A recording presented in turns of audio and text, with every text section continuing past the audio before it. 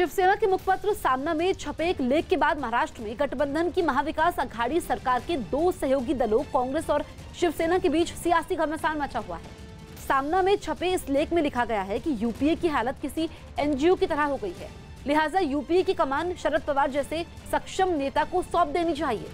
शरद पवार को यूपीए अध्यक्ष बनाने की वकालत पर कांग्रेस शिवसेना पर भड़क गई।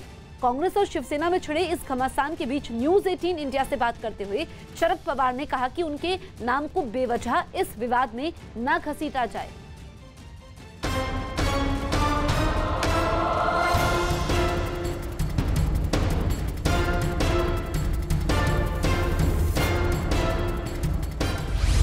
महाराष्ट्र में सियासी घमासान, कांग्रेस शिवसेना में छिड़ा संग्राम, शिवसेना का कांग्रेस पर वार, शिवसेना पर भड़की कांग्रेस। महाराष्ट्र में कांग्रेस और उसके सहयोगी दल शिवसेना में सियासी घमासान छिड़ गया है। ये पूरा विवाद शिवसेना के मुखपत्र सामना के एक लेख के बाद शुरू हुआ। दरअसल शिवसेना ने सोनिया गांधी की जगह शरद पवार को यूपीए की कमान सौंपने की सलाह देकर कांग्रेस में खलबली मचा दी। शिवसेना ने अपने मुखपत्र सामना में लिखा है कि कांग्रेस अब कमजोर हो गई है और कांग्रेस के साथ साथ विरोधी दल किसी राजनीतिक आंदोलन को धार नहीं दे पा रहे हैं। सामना में यूपीए की हालत एनजीओ से करते हुए लिखा गया कि यूपीए का नेतृत्व अब पवार जैसे सक्षम नेता को दिया जाना चाहिए। विवाद और बढ़ा तो एनसीपी के कई नेताओं ने भी माना कि फिलहाल के हालात में शरद पवार ही सबसे सक्षम नेता हैं जो विपक्ष के हमलों को धार दे सकते हैं। एक जमाने में सोनिया गांधी जी की लीडरशिप में सब लोग आए थे, मनमोहन सिंह के नेतृत्व में हम लोग आए थे, सब लोग आए थे। आज तो मुझे दिखता है कि शरद पवार साहब इस देश के ऐसे नेता हैं जिनकी बात सब लोग सुनते और मानते हैं, मोदी जी भी मानते हैं। सामना में शिवसेना के कांग्रेस अध्यक्ष सोनिया गांधी पर इस हमले के बचाव में कांग्रेस का कहना है कि जो पार्टी यूपीए का हिस्सा नहीं वो यूपीए नेतृत्व के बारे में कांग्रेस को सलाह न दे। सोनिया जी का नेतृत्व सक्षम है। हमारी राष्ट्रीय अध्यक्ष श्रीमती सोनिया गांधी यूपीए के अध्यक्ष हैं और भली भांति काम है, चल रहा है। और शिवसेना तो मैं समझता हूँ कि अपना विचार रख सकती है, लेकिन ये यूपीए तय करेगी जिसके हिस्सा मैं समझता हूँ कि शिवसेना नहीं है। शिवसेना को इस प्रकार से कांग्रेस विरोधी अभियान नहीं चलाना चाहिए और अगर यूं ही इस तरह से अभियान चलाते रहे तो समझिए कि एक आग है और इस आग में जल के शिवसेना भस्म हो जाएगी। कांग्रेस पार्टी में अंदरूनी समस्याएं हैं, इससे हम इनकार नहीं कर रहे हैं। हम लोग एक खराब दौर से गुजर रहे हैं, इससे भी हम इनकार नहीं कर रहे हैं, लेकिन ये हमारा घर का मामला, हमारा अंदरूनी मामला, हम इसको हल करेंगे। इसके लिए हमको शिवसेना के सलाह की जरूरत नहीं। लेकिन जिस प्रकार से शिवसेना कांग्रेस विरोधी अभियान या राहुल गांधी जी के विरोध में अभियान चलाती है, उससे साफ साफ दिख रहा है कि किसी और के कंधे पे बंदूक रख के निशाना साधा जा रहा है। कांग्रेस और शिवसेना के बीच छिड़े इस विवाद पर शिवसेना सांसद अरविंद सावंत का कहना है कि अपने लेख में संजय राउत ने शिवसेना की भी आलोचना की है और जब तक पूरा विपक्ष एकजुट नहीं होगा तब तक वो बीजेपी को नहीं हरा पाएगा। आज हम यहाँ महाविकास आघाड़ी बनाकर सरकार चला रहे हैं, तो ऐसे वक्त में एक उदाहरण देश के सामने आ रहा है कि सभी अगर इकट्ठे हो गए तो भारतीय जनता पार्टी को पराजित कर सकते हैं। और उस विचारधारा को लेकर संजय राउत साहब ने कहा कि यूपीए में अभी आप देखिए कि आज कांग्रेस के अध्यक्ष अभी तक तय नहीं हुए हैं। शिवसेना के मुखपत्र सामना में छपे इस लेख पर एनसीपी नेताओं का भी मानना है कि मौजूदा हालात में यूपीए बीजेपी की तुलना में कमजोर नजर आ रही है। मोदी जी के सामने कोई ताकत उभरनी हो तो उसका नेतृत्व अगर शरद पवार करें तो ये उचित लगता है।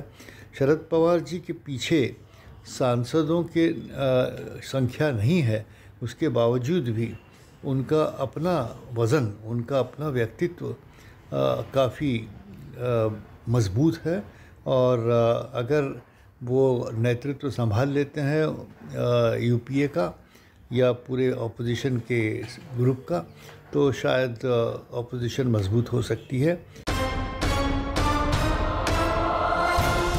सामना के लेख के बाद शिवसेना और कांग्रेस में घमासान मचा हुआ है, लेकिन यूपीए और महाराष्ट्र में उसके सहयोगी शिवसेना के सियासी घमासान के बीच न्यूज़ 18 इंडिया संवाददाता नीरज कुमार से बात करते हुए शरद पवार ने साफ किया है कि यूपीए के अध्यक्ष पद में उनकी कोई दिलचस्पी नहीं है। इसके साथ ही उन्होंने तमाम सहयोगी दलों से अपील की है कि उनके नाम को इस विवाद में बेवजह न घसीटा जाए। शरद पवार ने सामना में लिखे संपादकीय को शिवसेना का निजी विचार बताया।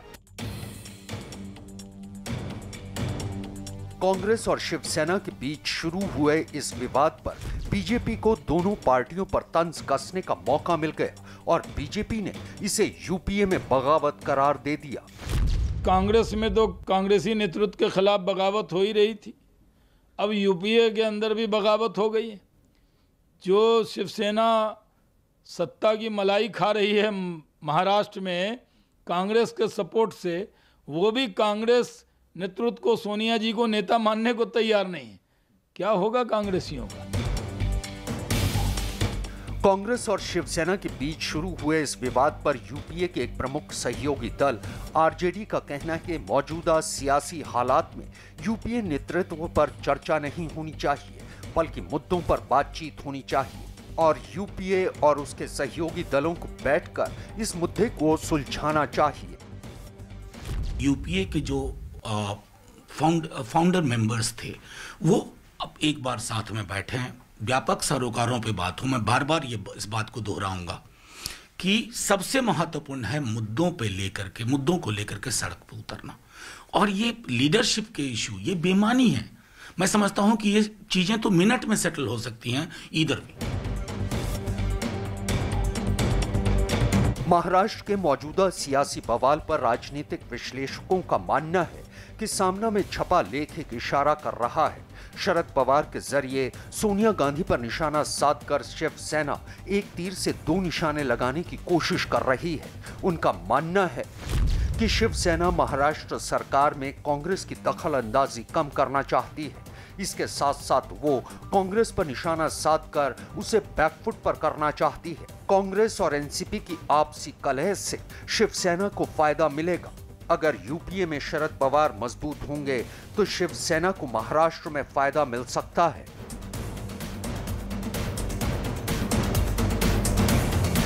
इस विवाद के बीच ये खबर भी आ रही है कि सोमवार को शरद पवार दिल्ली आ रहे हैं, लेकिन उनके दिल्ली दौरे का मकसद क्या है यह अभी तक साफ नहीं हो पाया है।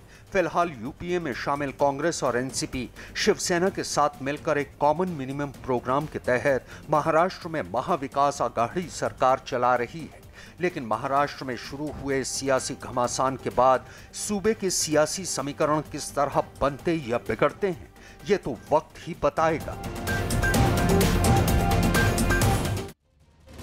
मध्य प्रदेश के दतिया से हैरान कर देने वाली एक तस्वीर सामने आई, जिसमें जेल में बंद हत्या का एक आरोपी अपने जन्मदिन का जश्न मनाता दिखाई दिया। इस वीडियो के वायरल हो जाने के बाद पूरे जिले में हड़कंप मच गया, क्योंकि जेल के अंदर हत्या की उस आरोपी ने एक नहीं बल्कि कई केक काटकर अपना जन्मदिन मनाया। तस्वीरों में दिखा कि केक काटने के दौरान उसके दोस्त उस पर लगातार फूलों की बारिश भी करते रहे। जेल के बाहर उसके कई दोस्त भी दिखाई दिए जिन्होंने वहां जमकर मस्ती भी की। इसके बाद वो आरोपी अपने दोस्तों को केक खिलाता भी नजर आया। जेल के अंदर जन्मदिन के जश्न की ये तस्वीर जल्द ही पूरे इलाके में फैल गई, जिसके बाद जिला प्रशासन की नींद टूटी। आचार के हिसाब से अगर घटना है तो फिर हम कठोर कार्रवाई करेंगे। खबर है कि जेल प्रशासन ने इस मामले की जांच शुरू कर दी है।